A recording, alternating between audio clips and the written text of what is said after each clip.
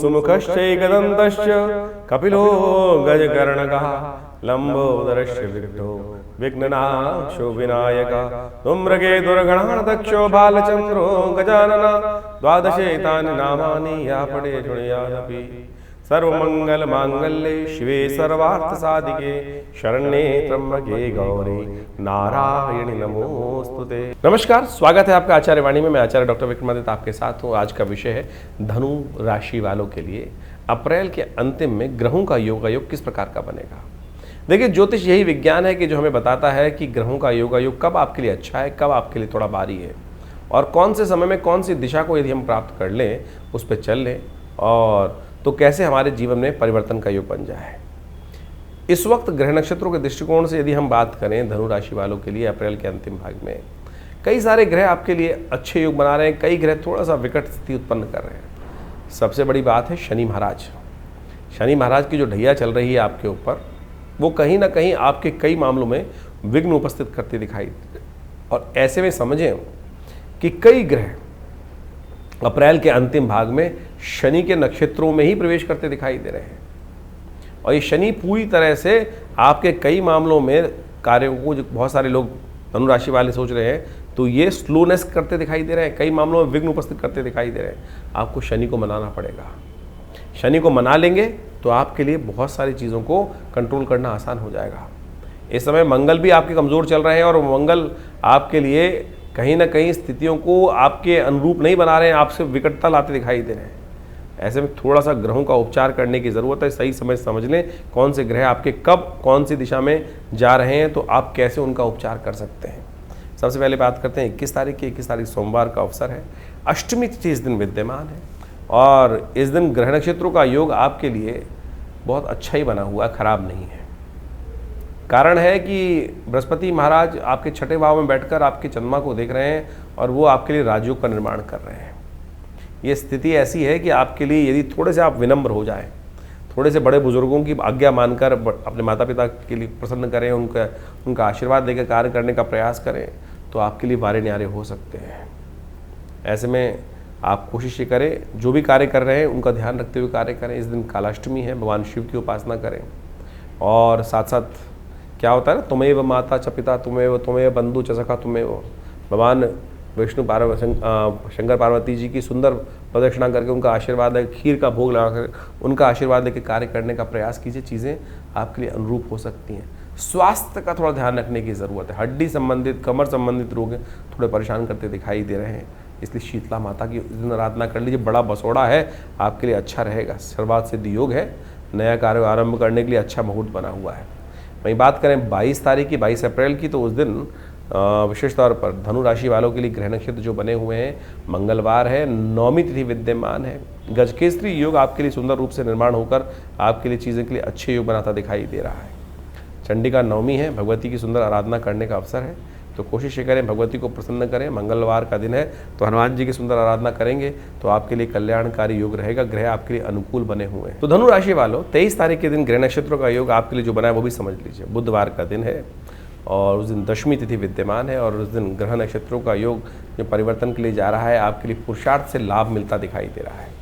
देखिए, जैसा हमने कहा कि मंगल आपका थोड़ा कमज़ोर चल रहा है, मंगल को थोड़ी ताकत देने की ज़रूरत है। इस वक्त पुरुषार्थ से मेवा प्राप्त करने के योग बन सकते हैं। बहुत अच्छे दोस्त जो हैं आपके लिए, वो आपका सहयोग देने को तैयार हैं, लेकिन कुछ बदमाश लोग जो है ना, वो आपको लगातार काटने के रास्ते बनाते दिखाई दे रहेंगे। आपको अपने आस्तीनों के सांपों से बचने की ज़रूरत है। ध्यान रखिएगा, इस दिन पंचक आरंभ हो रहे हैं, और इन दिनों सूर्य विशेष तौर पर बड़े प्रबल रूप से आपकी राशि के दृष्टिकोण से जहाँ बैठे हुए हैं, वो एक विचित्र प्रकार का योग बना रहे हैं। सूर्य राजा होकर बैठे हैं, और ग्रीष्म ऋतु का भीषण प्रभाव सूर्य के राजा होने के कारण से इस बार आपको देखने को मिल सकता है। ऐसे पंचक का योग जब भी बने तो ध्यान रखिएगा, ये पंचक का योग आपके लिए थोड़ा भयावह हो सकता है। जो लोग, क्या पंचक में क्या कहा जाता है कि विशेष तौर पर लकड़ी एकत्र करने का, तृण एकत्र करने का कार्य नहीं करना चाहिए। जो नए कार्य आरंभ करने के लिए बात की जाती है, छत इत्यादि डालने का काम जो है वो नहीं करना चाहिए। ऐसे में इन सब संबंधित कार्यों करने वालों को विशेष तौर पर ध्यान सावधानी रखने की ज़रूरत है। ग्रह नक्षत्र दृष्टिकोण से इस दिन पंचक भी आरंभ हो रहे हैं, साथ में भद्रा का योग भी है, जो करीब करीब सुबह से लेकर दोपहर तक करीब 4:45 बजे तक विद्यमान रहेगा। तो नए कार्य आरंभ करने से बचना चाहिए। 24 तारीख बृहस्पतिवार का अवसर, एकादशी की तिथि है। इस दिन वरूथनी एकादशी का योग है। भगवान की सुंदर उपासना कर कर आप अनेक कष्टों को दूर कर सकते हैं। इस दिन नेपच्यून ग्रह यदि माना जाए, उसको ग्रह गणना देखी जाए, तो वो चतुर्थ भाव में चलता हुआ शनि के नक्षत्र में प्रवेश कर रहा है। उत्तरा भाद्रपद नक्षत्र के द्वितीय चरण में प्रवेश करेगा। ये आपके कार्यों को थोड़ा और स्लो करते दिखाई देंगे ग्रह। इस वक्त देखिए शनि महाराज के नक्षत्रों में या शनि महाराज के आसपास बहुत सारे ग्रह चल रहे हैं, चाहे वो शुक्र हों, चाहे वो विशेष तौर पर बाकी सब ग्रह हैं, वो कहीं ना कहीं शनि के नक्षत्र के आसपास ही चल रहे हैं और शनि के आसपास चल रहे हैं। तो ये कहीं ना कहीं शनि को मनाने की ज़रूरत है आपको खास तौर पर।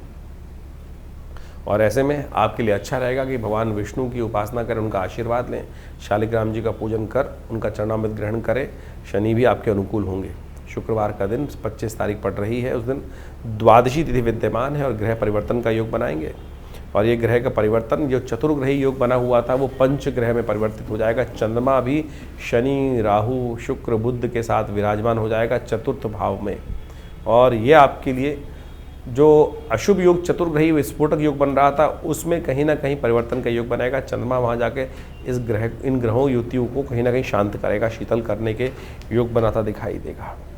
ऐसे में इसको और शांत करने के लिए अच्छा रहेगा कि शाम के समय प्रदोष काल में आप भगवान शंकर की उपासना, दूध के द्वारा अभिषेक, गऊ के दूध से, शुक्रवार के दिन ये प्रदोष का योग बन रहा है, महालक्ष्मी को प्राप्त करने का सुंदर योग है। तो ऐसे में अच्छा रहेगा कि आप भगवान का सुंदर अभिषेक करें गाय के शुद्ध दूध से। इस दिन शुक्र भी उत्तरा भाद्रपद या नक्षत्र यानी शनि के नक्षत्र में ही प्रवेश कर रहा है। तो जैसा हमने कहा कि शनि के समूह के आसपास समस्त ग्रह चल रहे हैं और शनि की ढैया आपके ऊपर चल रही है, तो शनि को मनाने की ज़रूरत है। इसके साथ साथ एक बात और ध्यान रखिएगा, अगस्त ग्रह जो तारा है वो अस्त हो रहा है इस वक्त, जी प्राकृतिक प्रकोपों को और बढ़ाता है। ये विशेष तौर पर तूफान, बवंडर इत्यादि को और ज़्यादा एग्रीवेट करने के योग बनाता है। ऐसे में तो ऐसे में पंचग्रह योग, चतुर्ग्रही योग अभी बनकर, जो पंचग्रही योग है फिर आगे जाके चतुर्ग्रह बन जाएगा। मंगल वैसे ही कमज़ोर स्थिति में चल रहा है। तो ये मई का मामला जो नक्षत्रों का योग है ग्रह मई के दिनों में, वो बहुत सारा विस्फोटक योग बना सकता है। 26 तारीख का दिन शनिवार का दिन है और त्रयोदशी और चतुर्दशी का योग है। चतुर्दशी दिल्ली के पंचांग के अनुसार से क्षय है और इस दिन भद्रा भी साथ में पड़ रही है और तो तिथि क्षय भी है। तो ऐसे में नए नक्षत्रों का, नए कार्यों का आरंभ करने के लिए दिन अच्छा नहीं दिखाई देता। हाँ, पंचक जरूर समाप्त हो जाएंगे। तो इस दिन चतुर्दशी क्षय होने के कारण से नए कार्यों पर ध्यान देना चाहिए आपको। शनि को मनाने का अच्छा दिन है। कोशिश करें शिव का अभिषेक, क्योंकि इस दिन मासिक शिवरात्रि है, तेल के द्वारा करने का प्रयास करें। मंत्र है ओम शन्नो देवी रविष्ट्रया आपो भवन्तु पीतये शन्नो रविष्ट्रवन्तु नः। तो इस मंत्र से भगवान शिव का अभिषेक करना, रुद्राष्टध्यायी के द्वारा तेलाभिषेक भगवान का करवाना, ये संपूर्ण रूप से आपके अनिष्टों को दूर करने का योग अवश्य बनाएगा। 27 तारीख रविवार का दिन, अमावस्या तिथि इस दिन विद्यमान है और ऐसे में ग्रह नक्षत्रों के दृष्टिकोण से यदि हम समझें तो आपके लिए परिवर्तन का समय बनता दिखाई दे रहा है और ये परिवर्तन आपके लिए विजय का योग बनाता दिखाई दे रहा है। जो पंचग्रही योग बना था फिर चतुर्ग्रही बन गया है और चंद्रमा परिवर्तित कर आपके लिए शुभ योग बनाता दिखाई दे रहा है। यह आपके कई कार्यों में विजय के रास्ते उत्पन्न कर सकता है। कई कार्यों में आपके लिए जो विघ्न उपस्थित करने का लोग प्रयास करेंगे वो सब एक साइड होकर आपके लिए विजय का योग बनाता दिखाई दे रहा है। इस दिन सूर्य जो है वो भरणी नक्षत्र में प्रवेश कर रहे हैं, शुक्र के नक्षत्र में प्रवेश कर रहे हैं, जो आपके लिए बड़ा अच्छा है। सूर्य पंचम भाव में चंद्रमा के साथ विराजमान होकर शुक्र के नक्षत्र में प्रवेश करना कहीं ना कहीं आपके लिए नए संपर्कों को साधने के योग बनाएगा।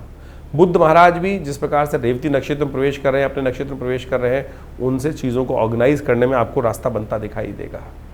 इस दिन अमावस्या भी है, तो ध्यान रखिए अपने पितृ, वैशाख की अमावस्या है, अपने पितृ कार्य करने के लिए अवश्य ध्यान दें। पितरों की तृप्ति के लिए, अपने पितरों के लिए गायत्री यज्ञ करें, करवाएं, तर्पण इत्यादि करें, ब्राह्मण भोजन इत्यादि कराएं, वो बड़ा श्रेष्ठ रहेगा। कहा जाता है वैशाख के महीने में जो अमावस्या पड़ती है उस दिन अवश्य अपने पितरों के निमित्त तर्पण इत्यादि करना चाहिए। हमने विवेकानंद योगाश्रम में इस दिन पितरों के निमित्त शांति के लिए गायत्री का यज्ञ रखा है, आप भी इसमें भाग ले सकते हैं। सुबह ये यज्ञ करीब करीब आरंभ होगा 8 बजे से लेकर करीब करीब 11 बजे तक ये कार्यक्रम भंडारे साथ चलेगा। आप भी अवश्य आ सकते हैं इसमें। अपने नाम से भी अपने पितरों के निमित्त तर्पण इत्यादि कराने के लिए, अपना स्थान आरक्षित करने के लिए फ़ोन पे संपर्क साध सकते हैं आप। 28 तारीख सोमवार का अवसर है और ग्रह नक्षत्रों के दृष्टिकोण से धनु राशि वालों के लिए इस दिन महत्वपूर्ण योग परिवर्तन की तरफ जा रहा है। आपकी राशि के स्वामी बृहस्पति महाराज जो हैं वो मंगल के नक्षत्र मृगशिरा नक्षत्र के द्वितीय चरण में प्रवेश करेंगे और वहीं शनि महाराज अपने ही नक्षत्र में प्रवेश करते दिखाई देंगे और ज़्यादा थोड़े विकट स्थिति में उत्पन्न हो जाएंगे। वैसे ही स्लो चल रहे हैं और ज़्यादा यहाँ स्लोनेस के साथ कार्य में विघ्न उपस्थित करने के योग बनाएंगे। तो धनु राशि वालों, आपके लिए आवश्यकता रहेगी कि आप शनि को प्रसन्न करने के लिए लगातार कार्य करते रहें। सबसे श्रेष्ठ रहेगा कि हनुमान जी को चोला चढ़ाएं, शनि के स्तोत्र का पाठ करें।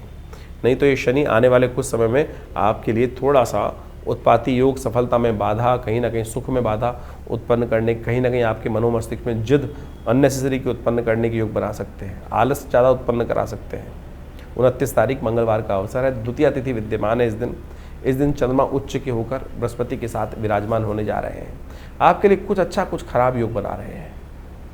आपके लिए स्वास्थ्य के मामले में अननेसेसरी की वरीज बढ़ाने के योग बना सकते हैं, थोड़ा स्वास्थ्य का ध्यान रखने की ज़रूरत रहेगी। ऐसे में इस दिन सर्वार्थ सिद्ध योग है, नए कार्य आरंभ करने के लिए मुहूर्त अच्छा है, साथ साथ परशुराम जयंती है।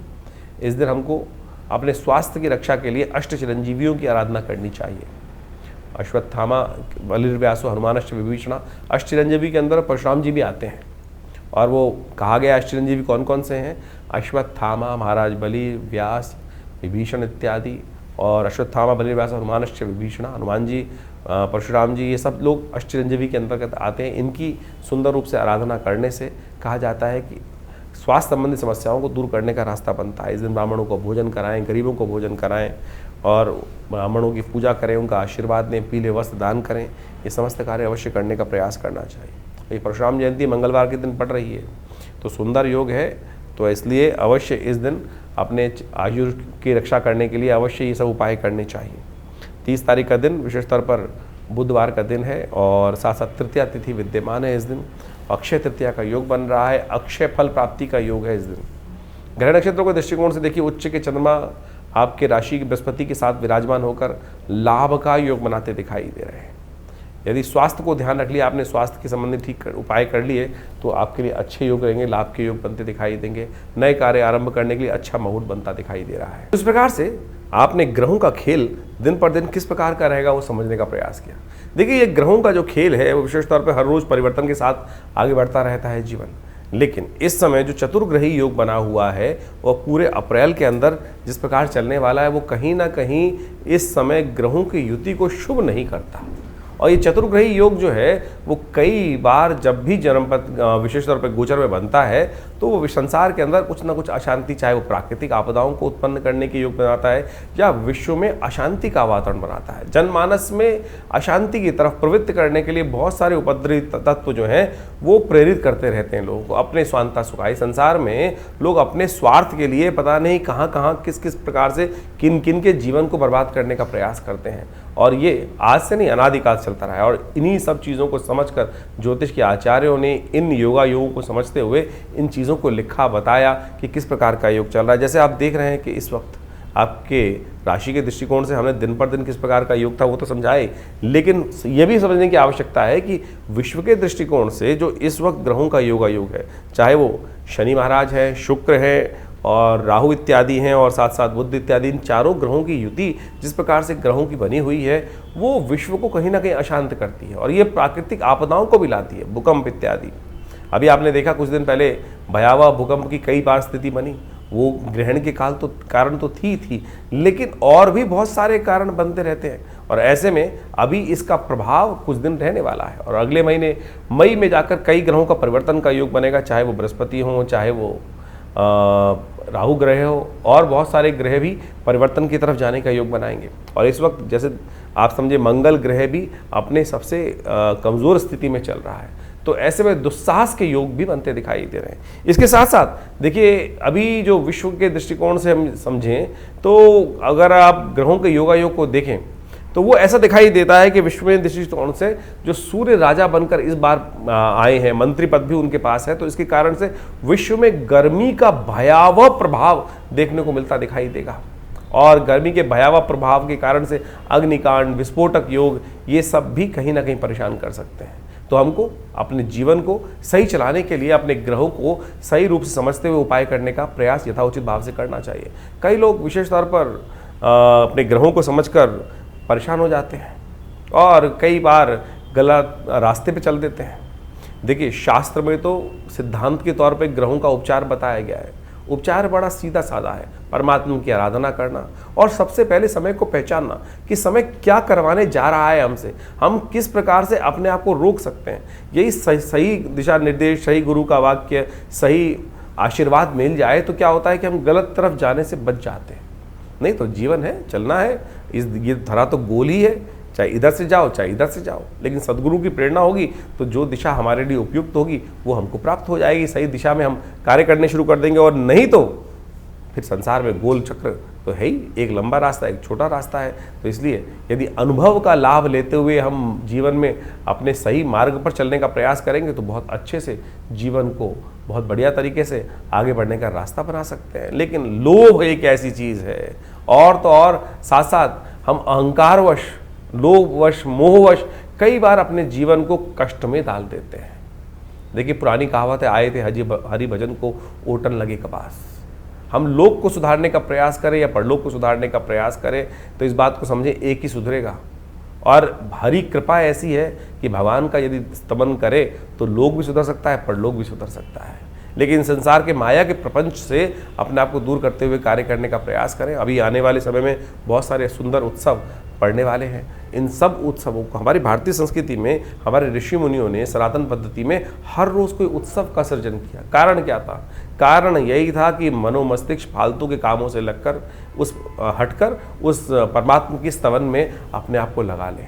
तो वो क्या होता है कि बहुत सारे गलत रास्तों से व्यक्ति बच जाता है और कष्ट से भोगने से बच जाता है। लेकिन हमारे जीवन में जो कर्म का क्षेत्र है वो हर क्षण कुछ ना कुछ कर्म की तरफ हमको प्रेरित कर रहा है।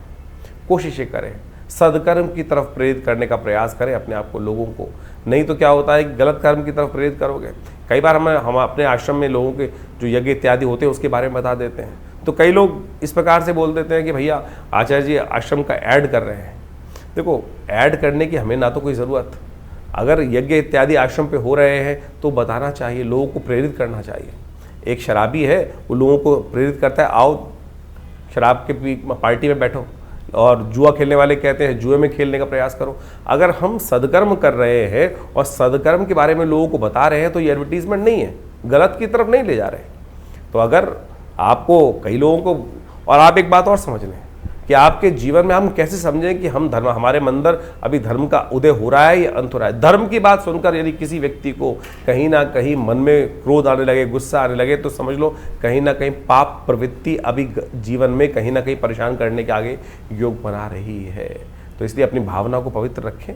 तो हमने जो जो आपके संबंध बातें रखी हैं, जो उत्सव होते हैं आश्रम के बारे में, वो सब अवगत कराते रहते हैं। कोशिश ये करें आप भी अपने जीवन को, अपने बच्चों को, अपने परिवार वालों को, लोगों को, मित्रों को सही दिशा में डालने का प्रयास करें। सही दिशा में आपका कर्तव्य का केवल इतना है कि चलो भाई परमात्मा का भजन करें, चलो भाई अच्छे कर्म की तरफ चलें। और समझ लो, अगर आपकी वजह से कोई एक आध व्यक्ति भी सदकर्म की तरफ लग गया तो उसके द्वारा किए गए पुण्य भी आपको लग जाएंगे। ये सब सैद्धांतिक तौर पर है। जैसे आप इसको मॉडर्न में वैसे समझ सकते हैं कि किसी गलत व्यक्ति को गलत काम के प्रेरित किया, चोरी डकैती और उल्टे सीधे कामों के लिए, और उसने जो कर्म किया उसने कहीं जाके आपका नाम ले दिया कि भाई, तो आप भी उस कानून के चक्कर में फंसेंगे ना। तो इसी प्रकार से यदि आप किसी को पुण्य की तरफ प्रेरित कर रहे हैं तो पुण्य, उसके द्वारा किए गए पुण्य आपको प्राप्त होंगे। और किसी गलत कार्य की तरफ प्रेरित करोगे, चाहे जैसे हमने जो दो तीन अभी उदाहरण दिए आपके सामने, तो आप समझ लीजिए उसके द्वारा किया गया गलत कर्म भी आपको भी भोगना पड़ेगा। ये संसार में बिल्कुल नियम है सही रूप से। तो इसलिए सही तरफ चलने का हम प्रयास करेंगे तो अपने कर्म से, जीवन से हमें बहुत सारे कष्टों से निवृत्त होने का योग बन जाएगा। और एक बात और समझें, यदि बिना कुछ कारण के भी आपके जीवन में यदि कष्ट, मन दुख है, परेशान है, कष्ट जीवन में आए चले जा रहे हैं, तो सोच लीजिए कि अभी हमारा जो डेबिट क्रेडिट का अकाउंट है ना कर्मों का, वो कहीं ना कहीं नेगेटिव हो रहा है। शुभ कर्म अपने आप ज़्यादा से ज़्यादा करने का प्रयास करें। जब वो घड़ा शुभ कर्म से लबालब भरा रहेगा तो आप समझें कि आपके बहुत सारे कष्ट कब आएंगे, कब चले जाएंगे, पता भी नहीं चलेगा। तो इसलिए इस सिद्धांत को समझ लीजिए, यदि छोटा सा कष्ट भी आपको बार बार आके परेशान कर देता है तो समझ लीजिए हमारे पुण्यों के अकाउंट में कितना नेगेटिव बैलेंस है कि हम छोटे छोटे कष्टों से परेशान हो रहे हैं, जिनका वास्तविक जीवन में कोई औचित्य ही नहीं है, और सामने वाला जिसको हम देखकर कई बार ईर्ष्याग्रस्त हो जाते हैं कि भाई उसको भी जीवन में कष्ट सबके आ रहे हैं। सूर्य तो निकल रहा है तो उष्ण जो गर्मी है वो हर एक के लिए पैदा कर रहा है, बरसात हो रही है तो हर एक को गीला कर रही है, लेकिन किसी को उसका दुष्प्रभाव होता है और किसी को उसका शुभ प्रभाव होता है। वो इसलिए कि हमारे पुण्य किस प्रकार के हैं। तो आप सही रूप से पुण्यों को बढ़ाने का प्रयास करें, यही अध्यात्म का रहस्य है। ये न केन प्रकारेण, यानी ऐसे या वैसे कैसे भी अपने आप को सद्कर्म की तरफ प्रेरित करने का प्रयास करें। इसके लिए शास्त्रों में अनेक नियम, चाहे वो योग कथाएं हों, चाहे वो यज्ञ हो, चाहे वो दान हो, चाहे वो पुण्य हो, चाहे वो सद्गुरु का आशीर्वाद हो, या अच्छे लोगों के सानिध्य में बैठने की कर्म बनाए गए हैं, वो सब शास्त्र के अनुसार से आपको पुण्यों को बढ़ाने की तरफ ही ले जाते हैं। और वहीं उसके लिए थोड़ी प्रयास करना पड़ता है, श्रुति को ऊर्ध्वगामी बनाना पड़ता है, उठाना पड़ता है, अपनी प्रवृत्ति को नीचे की तरफ जाने की बजाय ऊपर की तरफ उठाना पड़ता है, उसमें लगती है मेहनत। और गलत तरफ जाने के लिए तो आप बैठ चल करते हैं, उल्टे सीधे काम तो बहुत सारे ऐसे हैं, रोज़ शाम को लोग आपको बैठा सकते हैं। तो आप उस पर रोक, उस पर बंदिश, उस पर थोड़ा सा संयम करने का प्रयास करोगे तो खुद देखोगे धीरे धीरे परिवर्तन का रास्ता आपके जीवन में अवश्य बनेगा। और जानिए आपके जीवन में किस प्रकार के ग्रह योग चल रहे हैं, उसके लिए हम लगातार आपके साथ रहते ही हैं। तो आशा करते हैं इन सब दिशा निर्देशों को सही से समझेंगे और अपने जीवन के कष्टों को दूर करने का आप अवश्य योग बनाएंगे।